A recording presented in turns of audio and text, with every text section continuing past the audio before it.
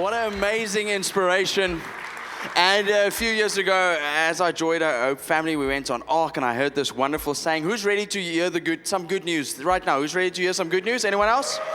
Awesome. Turn to somebody next to you and tell them, have you been gymming? And then you can take your seats. I think that's the best news you can get.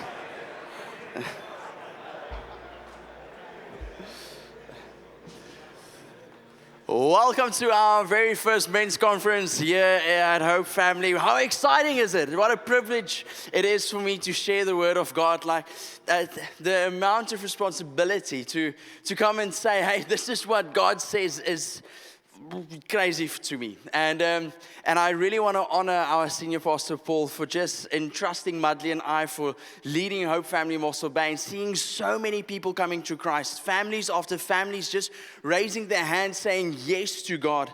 And today it's a privilege for me to share out of the word of God, but also I'm going to share about my testimony. A little bit sharing about my life and what God has done through it and with me and moments that I didn't say yes and the best time of my life when I did say yes to God. And my prayer for you today is to have an encounter with God.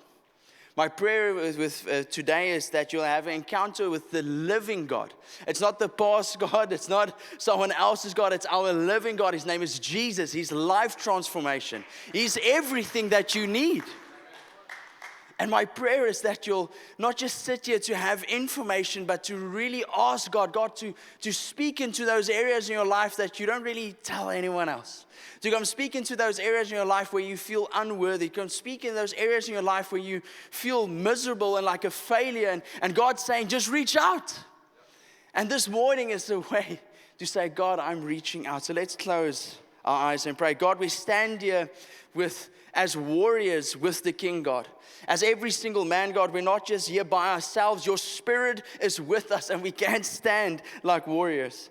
Lord Jesus, I pray that for all of us, God, to say yes to you, say yes to your word, say yes to your love, say yes to your grace, and say yes to your truth that is ultimately, that will transform our lives, transform our families, transform our workspaces, our finances, our friendships, and everything in it, because it's only about you.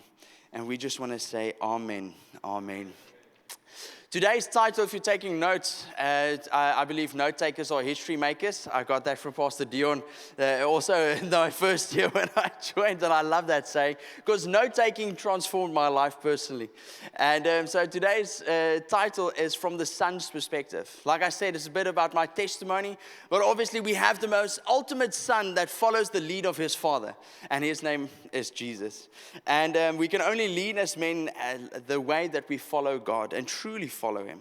We only become the man of God he created us to be when we follow him wholeheartedly. That means with everything, every aspect, and every room that you think you're hidden in your own personal life, to say, God, I'm going to follow you with everything I've got. I had this moment sitting on a mountain in Cape Town, or Jonkershoek, beautiful place, and it just burned down. They just opened it to the public that it's safe to go, and I was on my downhill bike, and I remember sitting on that mountain and saying, God, I'm giving you everything, every single part of my soul, my life, my dreams, what I think, even my testimony, but it's not mine.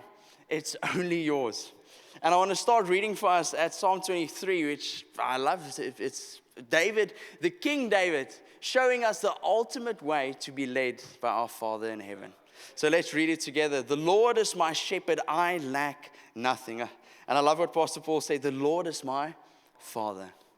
He's my Father. He's the ultimate Father. He makes me lie down in green pastures. He leads me beside quiet waters. He refreshes my soul. He guides me along the righteous path for his name's sake. And even though I walk through the darkest valley, I will fear no evil. Why? Because my Father is with me. His rod and his staff, they comfort me.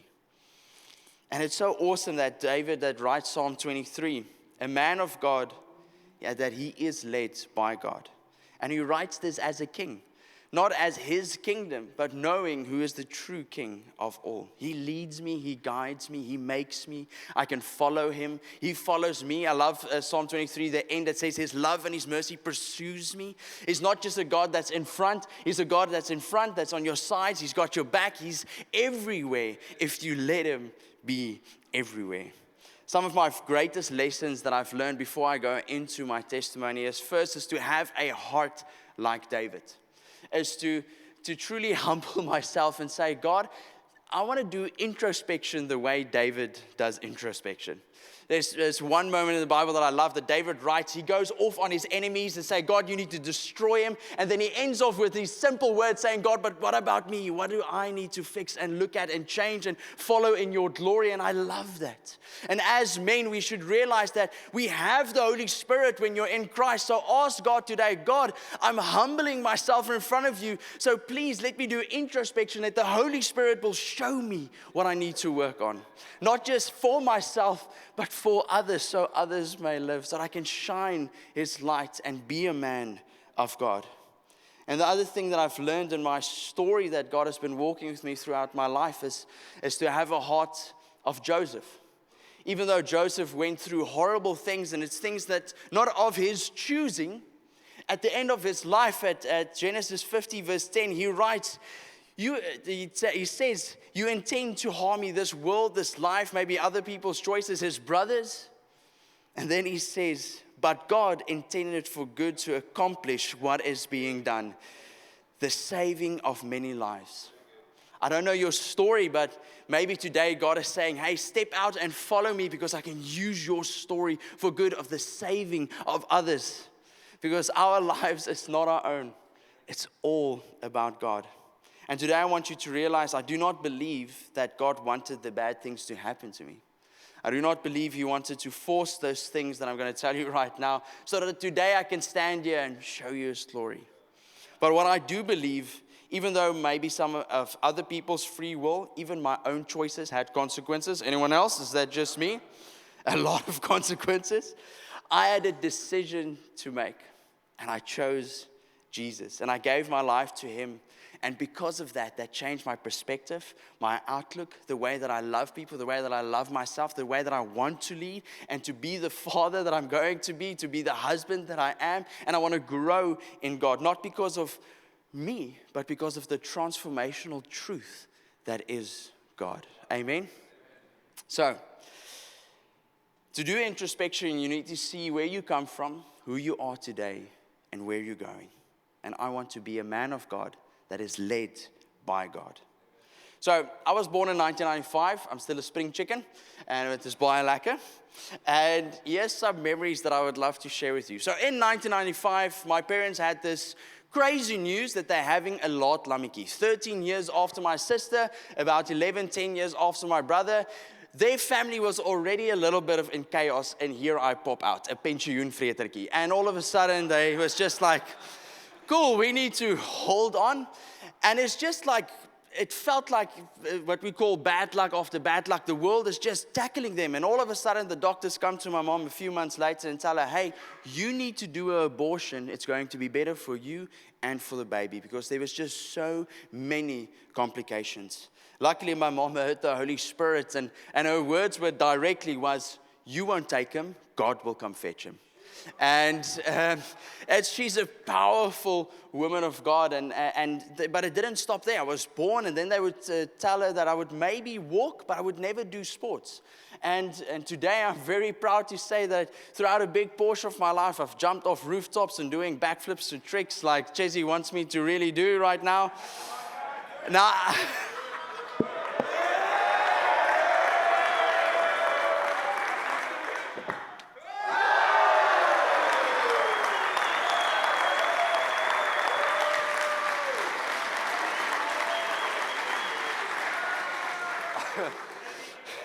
I'm past 30.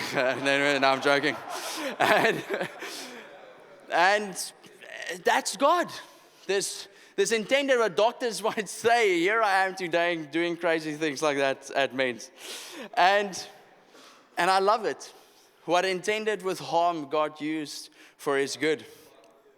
And growing up, I remember many things. One of them is my mom having a 5 a.m. Bible study, so strict that I'm not allowed to go out of my room in that hour's time, because that's her time with God. And she still does it to this day. So my dad, his name was Jan, and from 5 years old, he would let us or maybe even earlier, sit on his lap, and then we would hold the steering wheel and drive. And at 7 years old, he would put a backpack full of cushions behind my back because he had an automatic Mercedes. And then I would hold this big steering wheel with just the petrol. And my first drove ever with him, I braked so hard with my left foot, for all those guys that know you don't press left, that he smacked the dashboard, and his first instinct was to cock his left hand and hit the 7-year-old right on his chest. Not the best moment from the dad. But I had fun. I remember holding onto his bonnet at a very young age as he was driving. And 9 years old, he gave me to say, hey, can you drive? Because I want to take a nap. And he did. And at 9 years old, I drove on the N2, and it was an awesome moment for me. I loved it. It was great. And that's some memories of Jan. But what I do remember is it was my mom that took us to church. It was my mom that taught me how to tithe and work with my finances. It was my mom that stood up, showed me what it means to stand up for what's right. It was my mom that showed me that I need to honor my word on all occasions. It was my mom that made me go to church camps and laat nagte, wat Chessie, wat doen nie, saai through evenings, wat ook al is dit noem. And I was in Bloemfontein, and I remember my dad letting me fall in love with mountains. And look at it and how magnificent they were made. But I remember my mom worked 2 jobs and studied in the early 2000s. At 51, she actually followed her dreams, and she studied theology, and she got that as well. But around 9 years old, my parents were separated. Just ek spring op en af, so just follow me. But I remember how poor we were. I remember every moment that we had to fight to survive. I remember that even though I didn't have a 2 rand to give into the school so that I can watch the movies at school, that my dad would buy his cigarettes, his pie, and his Coke, while we were getting old clothes from our neighbors just to go to the mall.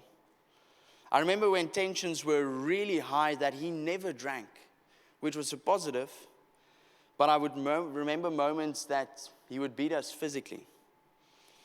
Sometimes with his fists, but he had a thing called a sequisambok. I don't know what's that in English. Hippopotamus sambok. I don't know. You can see that I'm over that time, so I'm just letting you know. And I just might have missed that one thing he asked me that day, and he would completely flip out. And I'm not justifying his actions, but as I grow older, I realized that he felt like a failure of a man every step of the way. I understood that he felt like he couldn't keep anything together. But after the divorce, my dad never touched me again, so I would actually go and visit him, but we never really spent time. We would go to these braais with people, and then he would leave me with the young adults that thought it was funny to make a 10 and 11-year-old drunk. As I got older, the attention of the world mattered more to me than the attention of my father. And anger and discontent just grew more and more towards him. But I had a mom that forced me to go to church. Even though I was a little drunk, I still played drums at 15. A mom that told me to go sit with the wimps because they're older and you need to listen. And even though my life was broken and falling apart, and I was still fighting for the approval of this world, I would sit down and listen. I would envy all the other dads and their families. I wish I could have had what the other kids had. And it was never about being rich. It was just actually someone loving me and teaching me and showing me what it means to be a man of God. And what was awesome is if I look in this church, all the men sitting here, I could name 10 dads that I had in church. Awesome men showed me how to change the oil in my car, and men that showed me how to do skirtings. And there was one particular guy, his name was Alex Stein. He was an army man. He was driven. He loved God above everything else. He showed me how it is to do family dinners, to read Bible beforehand, and And he actually made me fireman deadlift him up hills. And like I said, he was an army man, and make me jog kilometers with him. And he showed me how to change plugs, and we actually broke down a wall at his home. And there's one thing that he taught me that's still to this day. And we were standing actually outside church, and I didn't have a good Saturday evening. And he grabbed me and he said, Johan, that wisdom is only wisdom when you use it. And today, men, I want to let you know is that we've got the ultimate wisdom sitting right here, the voice of God ready to speak to you. And it's only wisdom when you use it. I always wished that Alex was my dad at that stage. And as I got older, I didn't want to do anything with my real dad, with Jan. The memories just made me hate him even more. Why couldn't he just be like Alex or any other families? And I found Jesus through that journey, through the help of Alex and the church, the local church that I was in. But even though I tried to forgive my dad, I would go for a coffee and I just wanted to go over the table. And at that stage, I became a youth pastor in Port Elizabeth, and the youth was booming, and we did so well, and I loved every single teenager because I know all the boundaries that I stepped over. I know of the brokenness that I have, and if Jesus can love me, like, yes, he loves every single young person, I would pour every piece of my life into them. And I remember this moment, the church that I was at actually helped me to see a psychologist because I just knew I need to forgive my dad, and I want this walk to be done with this turmoil inside. Every time I see him, I was screening his calls and didn't answer him. I told him I was always busy, and I didn't really want to do anything with him. And after long chats with the psychologist, we broke down some walls and finally got it down to write this beautiful letter to my dad. And I sat down with him at a coffee shop, and we went through the letter. I was so excited for reconciliation, or just maybe a back and forth, or maybe that he realized everything that he'd done or didn't do, and he didn't realize anything. His eyes were like glass. It felt like everything was going over his head. And I remember just breaking down, and it felt like I was in the ocean, deep down and just hovering. I remember climbing in my car and crying, and I phoned my mom. And I was like, I don't know what to do. Like, he didn't get it. And as a great mom that she is, she asked me about my youth. And I was like, I'm crying. Why are we talking about the youth that I'm doing? And she asked me, what would you do for those teenagers? I told her, yeah, I'll do anything for them. And she said, that love that you have for people that you don't even know, just love your father like that.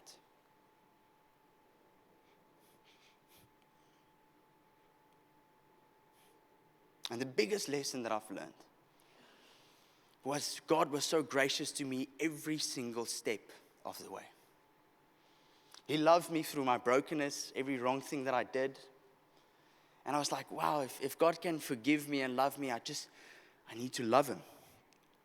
I remember not screening his calls anymore. And from 2019 to 2020, we actually had some sort of relationship. And he died, unfortunately, of smoking. But I remember that relief of actually I could spend time with him again. And I just loved him. With unconditional love and not expecting anything that he need to understand, but just saying, you know what, if I can show you the love of Jesus, that's all that I can do. And I began to realize something, that the issue was never actually my dad. The issue was the lens that I was looking through at life and at him. Because when your earthly father disappoints you, it's easy to believe that your heavenly Father will disappoint you. When your earthly father is absent, you start believing that God is distant. When your earthly father is angry, you start expecting God to be angry if you've done something wrong or didn't do. And when your earthly father never notices you, you start living as if God doesn't notice you. And many of us are leading our wives, our children, our families, our businesses, how we work, our friendships, out of wounds instead of owning the sonship that God has given you. And then I started reading the Gospels differently. And I started looking for my Father that's in heaven. And I've noticed something about Jesus. Jesus never led from insecurity. He never chased approval of people. He never seemed to be rushed by public opinion or even the miracles that he did, because he exactly knew who his Father was. And John 5 verse 19 says, "Very truly I tell you, the Son can do nothing by himself. He can only do what what he sees the Father is doing." The Son of God, the greatest leader that has ever lived, did not lead independently. He followed. Our greatest example. Jesus could lead because he followed his Father. Everything Jesus did flowed from a relationship with the Father. Every miracle, every decision, every moment, every confrontation, every act of compassion, even the sacrifice, he saw the Father first. He heard the Father, he trusted the Father, therefore he could lead. That's why we can lead. As when we start to lean into our Heavenly Father, that is when we start to lead. The Son's perspective is not, what do I want, God? What is my needs and my dreams? The Son's perspective always was, Father, what are you doing? Because I want to do that. Now that is leadership. That is leadership. Leadership is not control. Leadership is not dominance. Leadership is not getting your own way. To lead is following God so closely that others can follow you as you follow him. That is what leadership is in your household and in your life. The greatest revelation that actually changed everything was, I always knew God was better than my dad. But the moment that it flipped was like, wow, God is better than everyone that I envied. He was better than every household and every moment. He was the good Father with all the wisdom that I need. He's the perfect Father. So I want to leave today 3 things with you about being a son. If you want to lead, you need to lean into the Father. The number one thing that I saw Jesus did is Jesus listened to the Father. Sons listen before they lead. Jesus said himself in John 5:19, like, hey, I follow as the Father does. Jesus listened before he acted. Most men want direction before surrender. You first need to surrender. God leads shepherds, he doesn't lead cowboys. He leads shepherds, not cowboys. So I want you to put your pride in your pocket and start reading your Bible. I need you to start setting a time, because if you want to know how God sounds, you need to be in his word. If you want to know what God is doing, you need to know what he did. If you want to know where God wants to take you, you need to sit with him and pray and be in the Spirit and not self-absorbing and say, I don't have time. God, I want to lead as your son, like you, I want to follow you.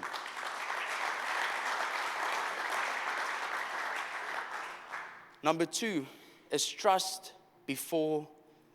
trust before they understand. You could obviously see in my story, it was very difficult to trust my father. It wasn't an easy moment just to step into. But when I read Psalm 23, here's a king that writes this moment of how he follows, how he trusts God. Even though I walk through the darkest valley, I will follow you, God, because you know the way, where I need to step, where I need to walk. When I pray, I ask God, let me step in your footsteps. God, please let me use my hands as you use your hands. Let me use my words as you would use your words of love, truth, and grace, but ultimately truth. Not my will, but your will. Green pastures don't always look green at first. David followed before he understood. He just knew that this is the king that he wants to follow. Now, leadership requires trust. If you don't trust God with all your might, if you don't trust what he can do, if you don't trust who he is and who he says he is, you won't be able to lead. And number 3 is sons obey before they feel ready. Sons obey before they feel ready. You won't always feel ready. You won't always feel, I've gotten enough. Or, I've read through the Bible 700 times. I've did this and that. And I've got all these things that I can do and experience. You won't always feel ready. But you obey the call of God first. And I think about the Garden of Gethsemane where Jesus sits and he says, God, can we please pass this cup? And then he says, not my will, but your will be done. It's like, I could see Jesus, he didn't feel ready, but God, your will, not my will. Every great man of God has moments where obedience costs something. If I had to gather all the men of God, like I said, I love the Wims, I love to listen. And we have to line them up and tell their stories of God and what He's done in their lives. Mostly obedience costs something. Costs their time, maybe some sleep, maybe some extra hours going to work harder. Alex Stein, one of the most beautiful moments was, he was a guy that worked 2 jobs to make sure his family is secure, and my dad would buy cigarettes, a Coke, and a pie. Because when you lead from this perspective of God, you give everything to Him, knowing that He has the best interests for you. The world needs more men that is surrendered. Men who knows the Father. Men who hears His voice. Men who follows His lead. Because when the Son learns to follow the Father, he becomes the leader God created him to be. When you know God, you're His son. He's the ultimate Father. He's the best imitation to follow. David starts off Psalm 23 just by a simple statement. The Lord is my shepherd. The Lord is my Father. The Lord is my guide. The Lord is who I want to imitate and go where He goes. Before David was a king, before he could lead others, he had to be led. And that's the same for you and I today.